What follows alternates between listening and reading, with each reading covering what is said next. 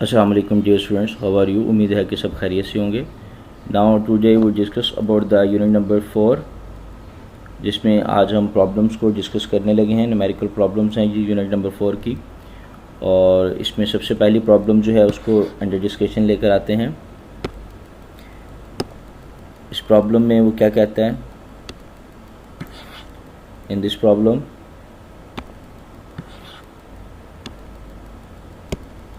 the find resultant force of the following forces। नीचे दी गई forces में का जो है वो रिजल्टेंट फाइंड करें। Okay, physics class 9th problem number 4.1।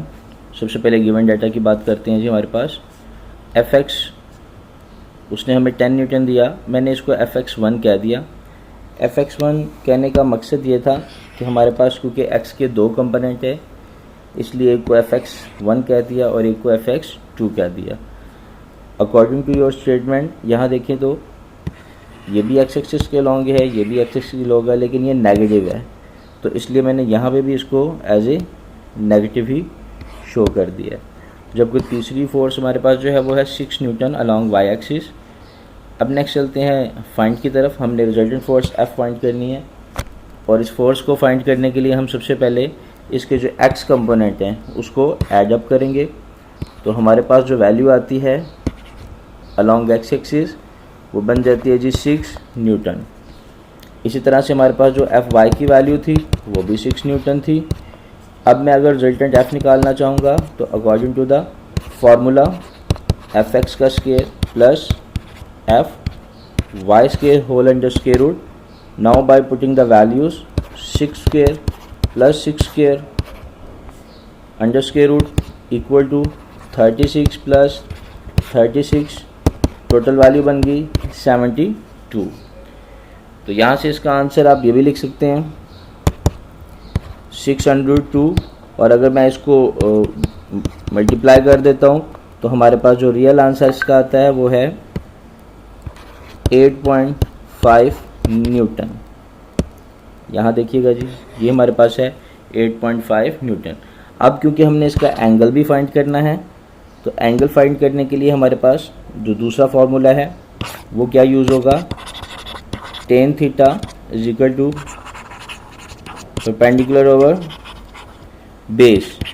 आप लिख सकते हैं जी tan थीटा बराबर है Fy ओवर Fx। थीटा बराबर आ जाएगा tan इनवर्स इंटू Fy की वैल्यू कितनी है यहाँ पे 6/6, 9 by cancellation. Theta is equal to tan inverse into 1, जो कि बराबर होता है किसके 45 डिग्री के। तो हमने सिर्फ और सिर्फ इसका रिजल्टेंट यानी कि रिजल्टेंट फोर्स F को ही नहीं फाइंड किया, हमने साथ साथ क्या किया बेटा, इसकी जो डायरेक्शन है वो भी हमने यहाँ पे फाइंड कर ली है। तो ये आपका फर्स्ट न्यूमेरिकल कंप्लीट हो जाता है। नेक्स्ट चलते हैं जी अब आपके सेकंड न्यूमेरिकल की तरफ। प्रॉब्लम नंबर 4.2 पे 4.2 प्रॉब्लम में देखें क्या कहता है। वो कहता है find the perpendicular components of a force of the 50 Newton making an angle of the 30 degree with x axis. Again हम लिखते हैं जी यहाँ पे प्रॉब्लम नंबर है हमारे पास। ओके, यहाँ पे अगर देखा जाए बेटा हमारे पास 4.2 प्रॉब्लम में तो perpendicular component of the force 50 Newton यानी कि वाई एक्सिस की वैल्यू हमारे पास 50 न्यूटन है, और एंगल दिया हुआ है, और हमने फोर्स निकालनी है। सॉरी, हमारे पास फोर्स की वैल्यू दी है और हमने परपेंडिकुलर कंपोनेंट्स निकालनी है जिसमें Fx और Fy दोनों आ जाते हैं। Now problem number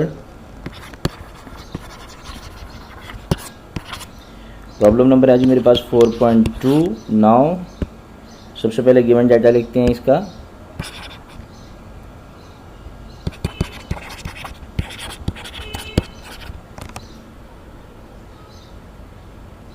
given data में मेरे पास फोर्स दी हुई है सिर्फ उसने 50 न्यूटन, और साथ में हमें एंगल दिया हुआ है। एंगल की वैल्यू कितनी है जी 30 डिग्री। ओके, नाउ फाइंड, आपने फाइंड करना है Fx and Fy। F x और एफ वाई की वैल्यू हमने फाइंड करनी है। यहाँ से अगर मैं वैल्यू निकालना चाहता हूँ जी एफ एक्स की, तो very simple, F X is equal to है जी एफ कॉज ऑफ थीटा, और इसी तरह से जो एफ वाई है वो बराबर होता है जी एफ साइन ऑफ थीटा। तो यहाँ से हमारे पास एफ एक्स बराबर है एफ कॉस 30 डिग्री आ जाएगा, और एफ एक्स एफ की जगह आ जाएगा यहाँ पे 50 न्यूटन। इसी तरह से एफ वाई में यहाँ पे आ जाएगा 50 इंटू साइन ऑफ 30 डिग्री। इसको मैं थोड़ा सा आपको वाजिया कर दूं, ये थीटा है, और यहाँ पे भी देखें ये है वैल्यू मेरे पास 50। तो जैसे मैं कैलकुलेटर से इनको मल्टीप्लाई करता हूँ तो एफ एक्स 50 को cos 30 से, और इसी तरह से जो एफ वाई है उसमें 50 को sin 30 से, तो मेरे पास जो आंसर आते हैं, ये मैंने 30 का साइन लिया और अब इसको मल्टीप्लाई करने लगा हूँ किसके साथ, 50 के साथ। एक सेकेंड, 30 का लिया मैंने सबसे पहले साइन और फिर इसको मल्टीप्लाई कर दिया 50 के साथ, तो आंसर आ गया 25। तो यहाँ पे आंसर आ गया जी 25 न्यूटन। अब एफ एक्स की तरफ चलते हैं, तो मैं अगेन क्या लिखूँगा जी, यहाँ पे एंगल था 30 और अब मैं उसका लूँगा कॉस और उसे मल्टीप्लाई कर दूँगा किससे, 50 से, तो आंसर आ जाएगा 43.3 न्यूटन। यहाँ देखें ये हमारे पास दोनों आंसर्स हैं जो हमने फाइंड कर लिए। अब चलते हैं न्यूमेरिकल नंबर 4.3 पे। Find the magnitude and the direction of a force if its X component is 12 newton and Y component is the 5 Newton.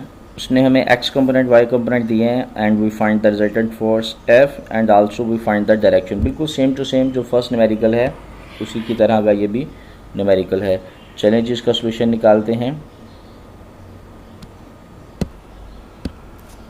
Problem है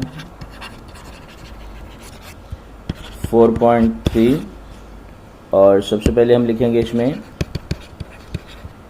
गिवन डेटा जो कि उसने हमें दिया हुआ है जी 12 न्यूटन एंड 5 न्यूटन।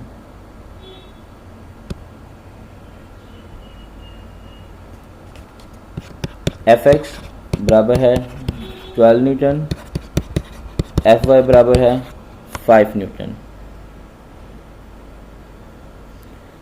और इसके अलावा हमने फाइंड क्या करना है जी, हमने फाइंड करना है एफ़ की वैल्यू और थीटा की वैल्यू। ये दो वैल्यूज़ हमने फाइंड करनी है। सॉल्यूशन पे चलते हैं। सॉल्यूशन में सबसे पहले क्या आएगा G, F is equal to F x plus F y square root whole under square root, F x square plus F y square whole under square root. अब इनकी वैल्यूज़ पुट करते हैं। एक की वैल्यू है मेरे पास 12 एंड 5, एक की 12 वैल्यू है उसका स्क्वायर प्लस 5 का स्क्वायर और सारे का स्क्वायर रूट, और आंसर आता है मेरे पास 144 plus 25 whole under square root, जो कि वैल्यू बनती है कितनी, 169। और 169 का मैं अगर स्क्वायर रूट निकालूँ तो वो निकलता है बेटा मेरे पास 13 न्यूटन। तो ये मेरे पास आंसर आ गया। अब दूसरी तरफ मैं क्या फाइंड करना चाहता हूँ, एंगल थीटा जो कि बराबर होता है tan inverse into F Y over F X, and theta is equal to tan inverse 12 over 5 and theta is equal to, यहाँ पे देखें सबसे पहले मैं क्या करूँगा, 12 डिवाइडेड बाय 5, ये मेरे पास आंसर आ गया। इसका मैं निकाल लूँगा tan इनवर्स। जब मैं 12 और 5 को डिवाइड करके इसका इन्वर्स निकालूँगा एक सेकेंड, एफ वाई है मेरे पास यहाँ पे 5/12, ठीक है जी। तो जैसे ही मैं 5/12 का यहाँ पर आंसर निकालूंगा तो वो मेरे पास ऑलमोस्ट आ जाएगा। यहाँ देखिएगा जी 5/12, और जैसे मैं इसका हमारे पास आंसर आ जाएगा। आंसर है बेटा हमारे पास 22.6 डिग्री। तो ये इसका थीटा की वैल्यू आंसर में आ जाएगी। ओके गाइज, यहाँ तक आज का काम था। बाकी न्यूमेरिकल्स अगले जो है वो वीडियोज़ में देखिएगा, अगली वीडियो में। तो तब तक के लिए इजाज़त दीजिएगा। अल्लाह हाफिज़, अपना ख्याल रखिएगा।